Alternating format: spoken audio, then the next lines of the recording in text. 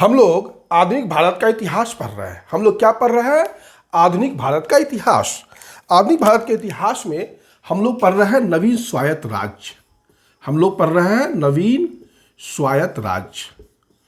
नवीन स्वायत्त राज्य के में हम लोग लास्ट वीडियो में मराठा साम्राज्य के बारे में अध्ययन कर रहे थे और हम लोगों ने मराठा साम्राज्य का पानीपत का युद्ध तक का अध्ययन किया।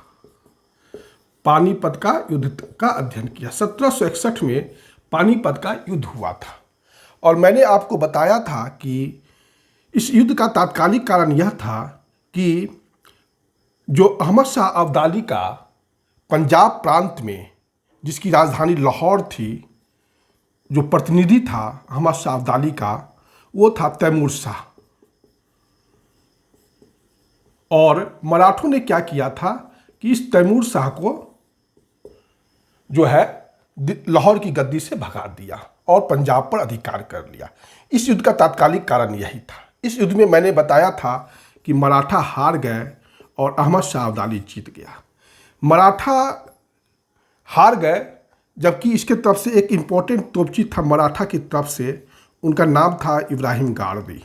क्या नाम था? इब्राहिम गारदी। लेकिन अहमद शाह अब्दाली जो अफगानिस्तान का शासक था, वह इसलिए जीत गया क्योंकि उसने ऊंट पर जो है बंदूक रखकर हमला करवाया था। मराठों के पास कुशल तोपची इब्राहिम गाजी तो थे, लेकिन अहमद शाह अब्दाली ने युद्ध के मैदान में ऊंट पर बंदूक रखकर हमला करवाया था और इस जीत का यह बहुत बड़ा कारण था। दूसरा इंपॉर्टेंट बात यह कि एक रूहेला सरदार थे नजीब खान। रूहेला सरदार थे जिनका नाम था नजीब खान और इनको नजीबुद्दौला भी कहा जाता था। नजीब खान को ही नजीबुद्दौला भी कहा जाता था और इन्होंने ही जो है हाफिज रहमत खां, जो रूहेला सरदार थे, या अवध के नवाब सुजौदाला को अहमद शाह अब्दाली के पक्ष में किया था। तो ये सब जो है कुछ पानीपत के युद्ध के बारे में कुछ इंपॉर्टेंट पॉइंट था जो आपको मैंने बता दिया।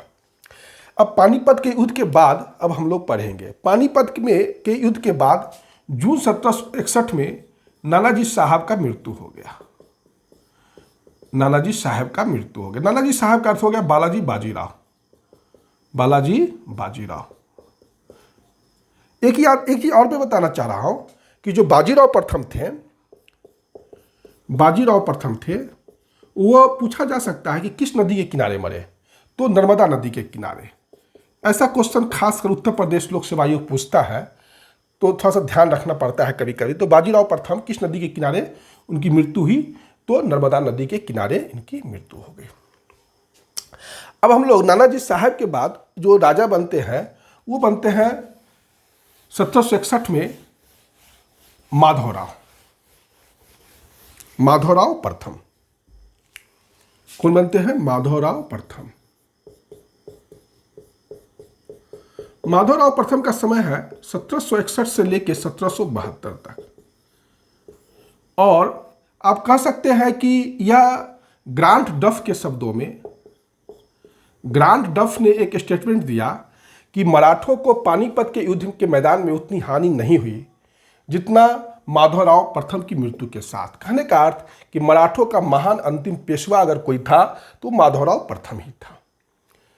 ग्रांट डफ के अनुसार अगर पूछा जा सकता है कि अंतिम योग्य पेशवा कौन था, तो माधवराव प्रथम ही था। माधवराव ने निजाम और हैदर अली दोनों को कंट्रोल में रखा और चौथ वसूला। दूसरा जो इंपॉर्टेंट बात यह कि माधवराव प्रथम जो था, उसने शाह आलम द्वितीय को जो दिल्ली की गद्दी छोड़कर अंग्रेजों के पेंशन पर जी रहा था, उसको जो है अपने नियंत्रण में लिया और दिल्ली की गद्दी पर बैठाया। और इसमें जो है मराठा सरदार महादजी सिंधिया ने इंपॉर्टेंट रोल किया था। महादजी सिंधिया का इंपॉर्टेंट रोल था। ठीक, तो ये 1772 में। इसके बाद माधवराव के प्रथम के बाद एक शासक बने नारायण। इनका मृत्यु क्षय रोग से, टीबी हो गया था, क्षय रोग, और इनकी मृत्यु हो गई। उसके बाद बने नारायण राव।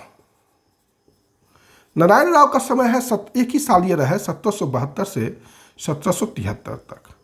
और इनका हत्या जो है, नारायण राव का हत्या इसका चाचा रघुनाथ राव कर दिया। इसका चाचा रघुनाथ राव इसका हत्या कर दिया। और यह खुद जो है पेशवा बनना चाहता था, लेकिन उस समय एक थे नाना फडणवीस। उन्होंने ऐसा नहीं होने दिया, रघुनाथ राव को पेशवा नहीं बनने दिया। और उसने जो है एक अल्पवयस्क बालक था जो माधवराव द्वितीय के नाम से माधवराव द्वितीय था, और इसको सवाई माधवराव द्वितीय भी कहा जाता है। और नाना फडणवीस माधवराव द्वितीय को चूंकि बालक था अपने नियंत्रण में लेकर जो है शासन शुरू कर देते हैं। क्योंकि माधवराव द्वितीय जो एक बालक है, तो 12 लोग मिलकर, 12 मराठा मिलकर जो है इस समय मराठा प्रशासन देखते हैं। उसमें नाना फडणवीस है, उसके बाद महादजी सिंधिया हैं। ये लोग इंपॉर्टेंट व्यक्ति हैं जो माधवराव को संरक्षण प्रदान करते हैं, मराठा प्रशासन को चलाते हैं। लेकिन रघुनाथ राव क्या करता है, चला जाता है ब्रिटिश कैंप में। कहाँ चला जाता है? ब्रिटिश कैंप में। ब्रिटिश कैंप पे चला जाता है और 1775 में सूरत की संधि करता है। सूरत की संधि करता है। जब 1775 में सूरत की संधि होता है तो इसमें बहुत सारा मांग जो है मान लिया जाता है। लेकिन यह जब सूरत की संधि किया था बम्बई काउंसिल ने। कहाँ कौन किया था? बम्बई काउंसिल ने किया था। लेकिन जब यह सूचना कलकत्ता काउंसिल को मिलता है तो 1775 की जो सूरत की संधि है उससे ये लोग इनकार कर जाते हैं। 1776 का पुरंदर का संधि होता है, ये कलकत्ता काउंसिल करता है माधवराव प्रथम के साथ। लेकिन इस संधि को बम्बई काउंसिल नहीं मानता है। देखिए, सूरत की संधि को बम्बई काउंसिल करता है लेकिन रघुनाथ राव के साथ, लेकिन इस संधि को कौन नहीं मानता है? तो कलकत्ता की काउंसिल नहीं मानता है। और कलकत्ता की काउंसिल माधवराव प्रथम से द्वितीय से पुरंदर की संधि करता है, लेकिन इसको कलकत्ता की काउंसिल माधवराव द्वितीय संधि करता है, लेकिन बम्बई काउंसिल इसको नहीं मानता। और इसी समय प्रथम आंग्ल मराठा युद्ध शुरू हो जाता है। प्रथम आंग्ल मराठा युद्ध 1775 से लेकर 1782 तक चलता है। लगभग 7 वर्ष तक ये युद्ध चला। 7 वर्ष तक ये युद्ध चला। फिर महादजी सिंधिया के प्रयास से जो है, महादजी सिंधिया के प्रयास से 1782 में सालवाई की संधि हुई और जो आंग्ल मराठा युद्ध है वो समाप्त हो गया। इस संधि से ये दोनों ब्रिटिश ने और मराठा ने यह समझौता किया कि अभी हम युद्ध नहीं करेंगे। लेकिन ऐसा दोनों का इरादा नहीं था, युद्ध होना निश्चित था। यह हो गया आपका प्रथम आंग्ल मराठा युद्ध के बारे में बात। अब माधवराव द्वितीय जो है इनकी मृत्यु हो जाती है 1795 में। 1795 में और 1795 में जो शासक बनते हैं वो बनते हैं वही रघुनाथ राव का जो पुत्र है वो बनता है। रघुनाथ राव को राघोबा भी कहा जाता है, इसको याद रखिएगा। पूछ सकता है राघोबा किनको कहा जाता है, तो रघुनाथ राव को कहा जाता है। इसी रघुनाथ राव का पुत्र है बाजीराव द्वितीय शासक बनते हैं 1795 में और 1818 तक ये शासक रहते हैं। मृत्यु इनकी 1853 में होती है। अब इसी समय लॉर्ड वेलेस्ली जो है वो बनकर आता है गवर्नर जनरल। और लॉर्ड वेलेस्ली जो है गवर्नर जनरल बनकर इसलिए आता है कि वो चाहता है कि सहायक संधि जो है भारतीय क्षेत्र में जो भी शासक हैं उनके साथ सहायक संधि किया जाए। और अगर सहायक संधि वो स्वीकार नहीं करते हैं तो युद्ध के द्वारा उस क्षेत्र को मिला लिया जाए। यह वेलेस्ली का नीति था। और उस समय नेपोलियन जो था फ्रांस का जो आक्रमणकारी था, चाहे राजा था, उसके भी आक्रमण का भय अफगानिस्तान के रास्ते भारत पर था। इन सब कारणों से लॉर्ड वेलेस्ली जो है, जो गवर्नर जनरल बनकर आया था, वह जो है सहायक संधि का नीति लाता है। लेकिन नाना फडणवीस लॉर्ड वेलेस्ली की सहायक संधि की नीति को अच्छी तरह से पहचानते थे। और जब तक नाना फडणवीस जिंदा रहे मराठों की एकता को कोई नहीं, अंग्रेज नहीं तोड़ पाए। लेकिन दुर्भाग्य यह था कि नाना फडणवीस की मृत्यु 1800 में हो गया। नाना फडणवीस की मृत्यु 1800 ईस्वी में हो गया। और अब जो है राघोबा का जो पुत्र रघुनाथ राव का पुत्र बाजीराव द्वितीय अब अपना जो है काला चेहरा दिखाने लगा। ये सबसे नालायक पेशवा था। अगर ग्रांड डफ ने सबसे लायक पेशवा माधवराव द्वितीय को कहा है तो सबसे नालायक पेशवा यही था, बाजीराव द्वितीय। इसने क्या किया कि होलकर जो थे, जसवंत राव होलकर, क्या नाम था उनका, जसवंत राव होलकर, इनका एक भाई था बिट्ठू जी। ये क्या किया कि पेशवा ने क्या किया, जसवंत राव होलकर के भाई बिट्ठू जी का हत्या कर दिया। यह बात जब जसवंत राव होलकर को पता चला तो वो काफ़ी गुस्सा आया, और गुस्सा वाजिब भी है, भाई आप किसी के भाई को क्यों मारिएगा। तो जसवंत राव होलकर ने क्या किया कि बाजीराव द्वितीय और प्लस सिंधिया की सेना को पराजित कर दिया। बाजीराव द्वितीय घबरा गया और वो चला गया अंग्रेज के पास और अंग्रेज के साथ बसीन की संधि किया। 1802 में 31 दिसंबर 1802 को बसीन की संधि हुई। यह एक प्रकार से पेशवा ने सहायक संधि स्वीकार कर लिया। पूना दरबार में जो पेशवा का केंद्र था, 60,000 अंग्रेज सैनिक अब रहेंगे, और इसका खर्च भी अब कौन देगा, तो अंग्रेज ही देंगे। पूना में कोई विदेश यूरोप अंग्रेज को छोड़कर कोई अन्य विदेशी नहीं रह सकता है।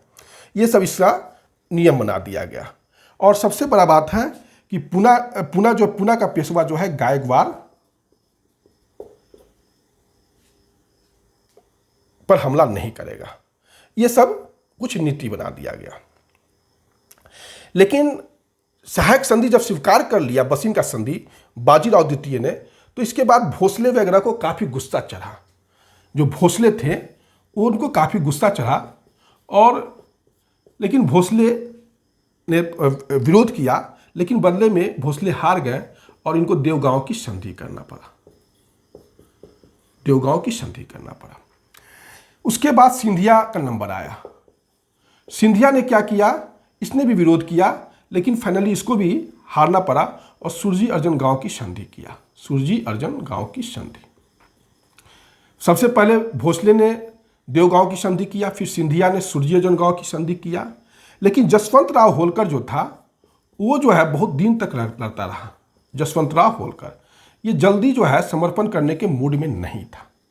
जसवंत राव होलकर क्या किया कि इतना विरोध इसका बढ़ गया कि लॉर्ड वेलेस्ली घबरा गया और इसके पीछे लॉर्ड लेक को लगाया। लॉर्ड वेलेस्ली ने एक अपना सेना नायक लगाया जिसका नाम है लॉर्ड लेक। लॉर्ड लेक को याद होगा कि 1803 में इसी ने दिल्ली पर कब्जा किया था, मैंने आपको बताया था। ये जसवंत राव होलकर को भरतपुर के राजा ने सपोर्ट करने का तैयारी किया था, लेकिन भरतपुर के राजा को भी किला पर हमला करने की प्लानिंग चल रही थी। जसवंत राव होलकर भाग कर चला गया आपको 1805 में पंजाब और ब्यास नदी पहुंच गया।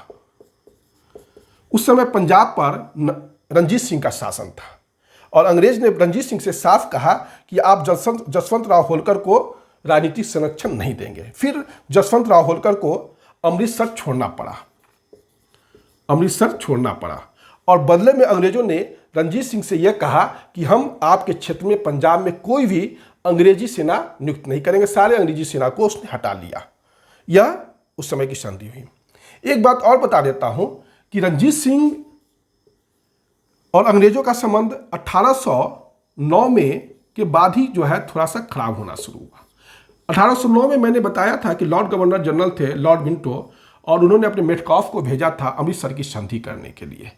अमृतसर की संधि का एक बहुत बड़ा कारण और भी कारण था, लेकिन एक जो बहुत बड़ा कारण था कि उस समय यूरोप में फ्रांस और रूस के बीच जो है एक मित्रता हो गई थी और यह डर लग रहा था कि कहीं रूस जो है अफगानिस्तान के रास्ते भारत पर हमला न कर दे, इसलिए अमृतसर की संधि की गई थी रणजीत सिंह के द्वारा। मैं थोड़ा विषयांतर हो रहा हूं, लेकिन थोड़ा सा यहां पर आपका कॉन्सेप्ट भी क्लियर कर देता हूं।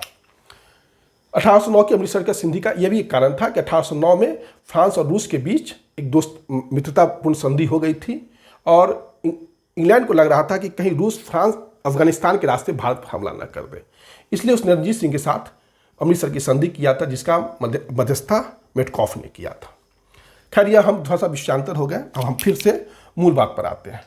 अंतिम में लॉर्ड जो वेलेस्ली था वो उसको जो है इंग्लैंड वापस बुलाना पड़ा। सबसे अगर दमदार मराठा में अगर लॉर्ड वेलेस्ली को चाहे अंग्रेजी सेना को डिफीट करने वाला, डिफीट मत कहिए, मतलब आक्रमण को सहने वाला, चाहे आक्रमण का जवाब देने वाला कोई मराठा था तो जसवंत राव होलकर ही था। जसवंत राव होलकर ही था।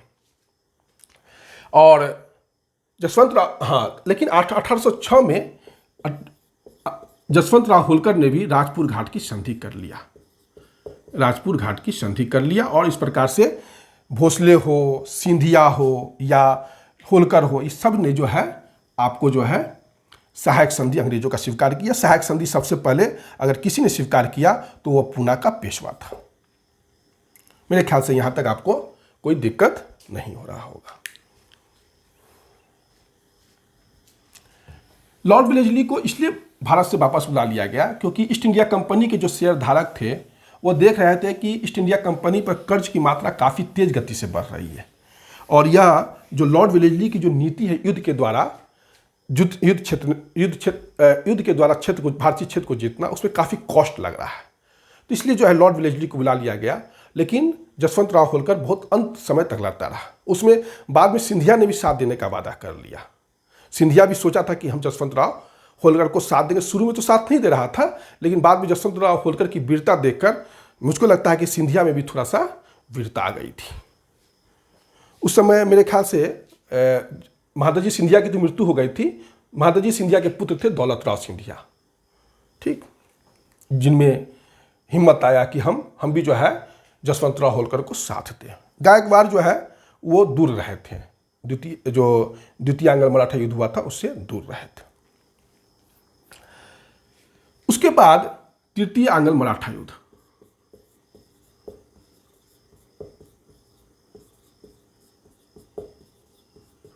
तृतीय आंग्ल मराठा युद्ध 1816 से 1818 के बीच हुआ था।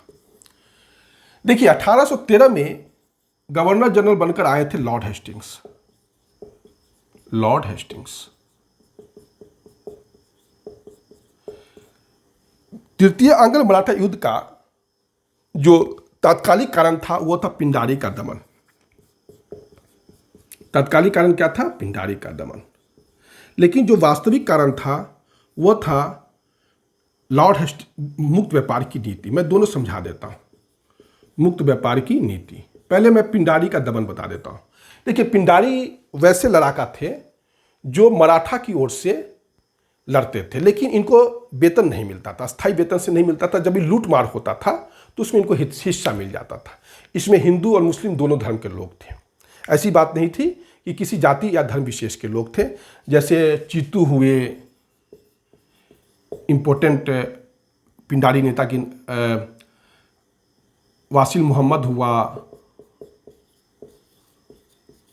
करीम खान हुआ, ये सब जो है, चीतू हो गए, वासिल मोहम्मद हो गया, करीम खान हो गया, ये सब जो थे इम्पोर्टेंट पिंडारी नेता थे और ये हिंदू मुस्लिम दोनों थे। तो जब 1761 का पानीपत का युद्ध हो गया तो मराठों की स्थिति काफ़ी कमज़ोर हो गई। अब पिंडारी जाए तो जाए कहाँ? तो पिंडारी चले गए या तो सिंधिया के कैंप में या होलकर के कैंप में। लेकिन बाद में ये लॉ एंड ऑर्डर के लिए काफ़ी मुसीबत का सामना करना पड़ गया, क्योंकि ये चले गए गंगा यमुना दोआब में और लॉर्ड हेस्टिंग्स ने इन्हीं के दमन के क्रम में जो है तृतीय आंग्ल मराठा युद्ध शुरू हो गया, क्योंकि लॉ एंड ऑर्डर के लिए काफ़ी एक तरह से प्रॉब्लम हो रहा था, क्रिएट हो रहा था।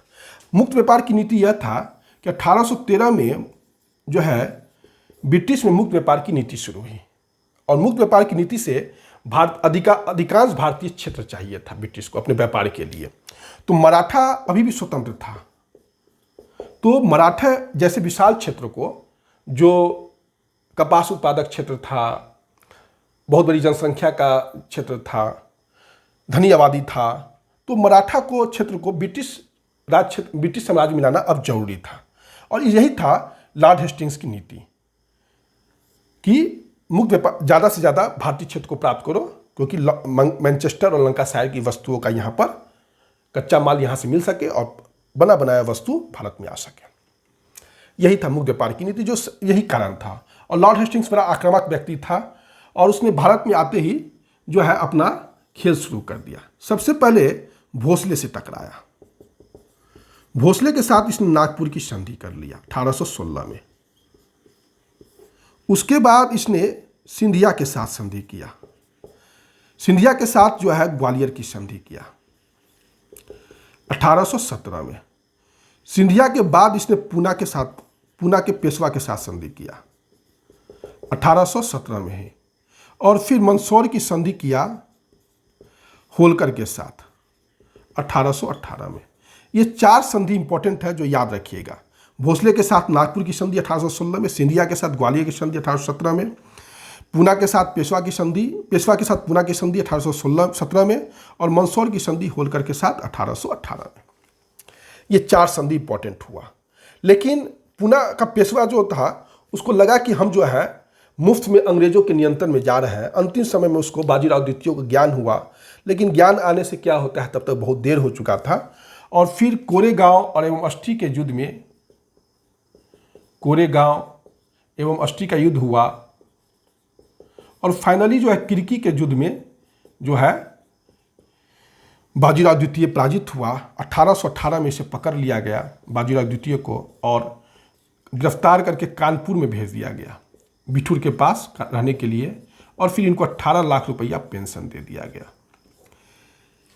एक बात मैं यहाँ पर क्लियर कर देता हूँ कि पूना का जो पेशवा का जो शासन था इसको समाप्त कर दिया गया, और बाजीराव द्वितीय को जो पेशवा थे उस समय कानपुर के पास बिठूर में भेज दिया गया 18 लाख रुपया वार्षिक पेंशन पर। बाकी जो भी राज्य थे, भोसले हुए, सिंधिया हुए, होलकर हुए, इस सारे राज्यों को बने रहने दिया गया। ये सारे राज्य जो है स्वतंत्र रूप से शासन करते रहे। यह क्लियर समझिएगा। इस तरीके से जो है 1853 AD में बाजीराव द्वितीय की मृत्यु हो गई। मराठा जो क्षेत्र था उसको बंबई प्रेसिडेंसी का अंग बना लिया गया। बंबई प्रेसिडेंसी का अंग बना लिया गया।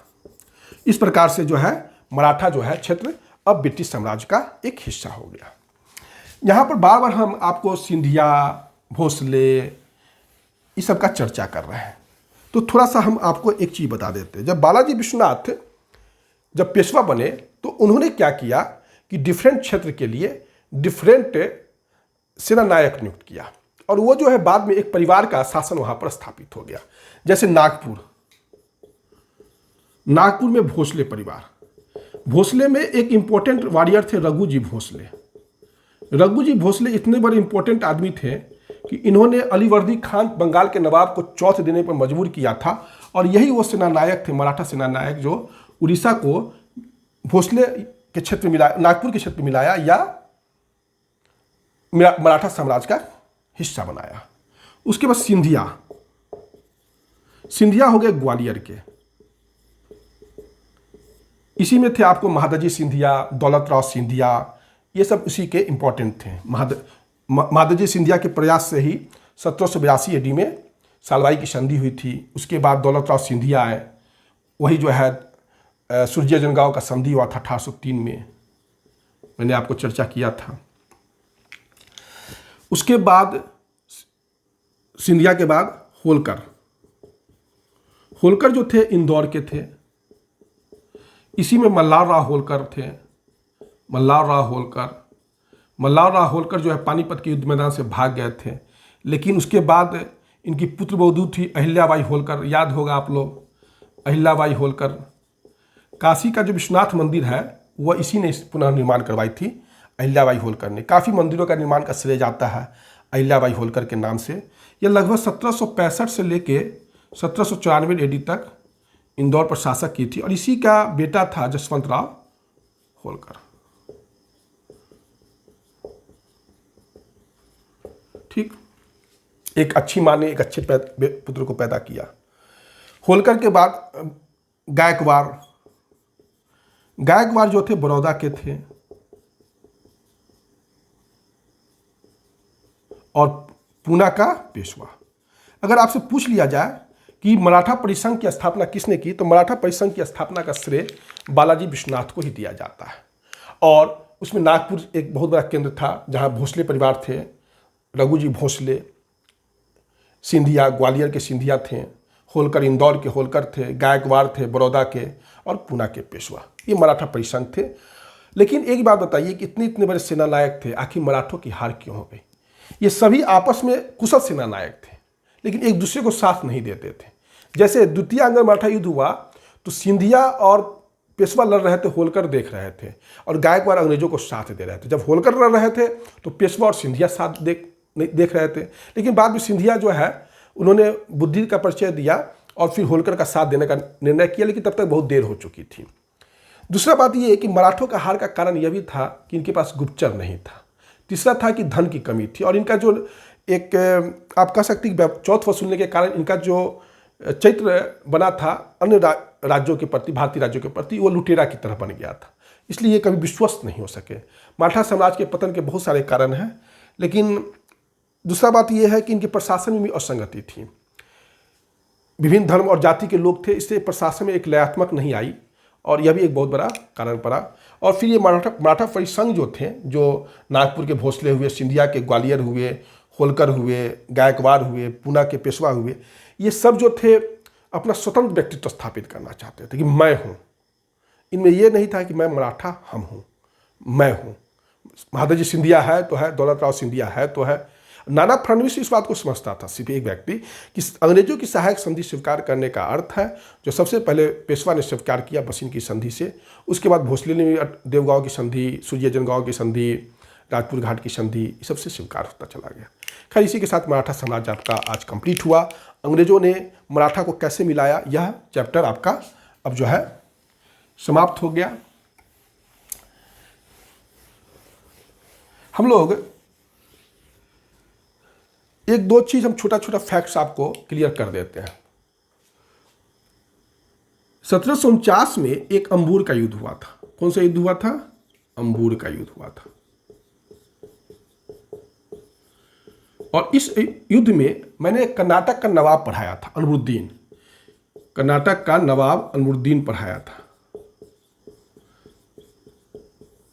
इसी युद्ध में, अंबूर के युद्ध में, जो 1749 में हुआ था, कर्नाटक का नवाब अनवरुद्दीन मारा गया था।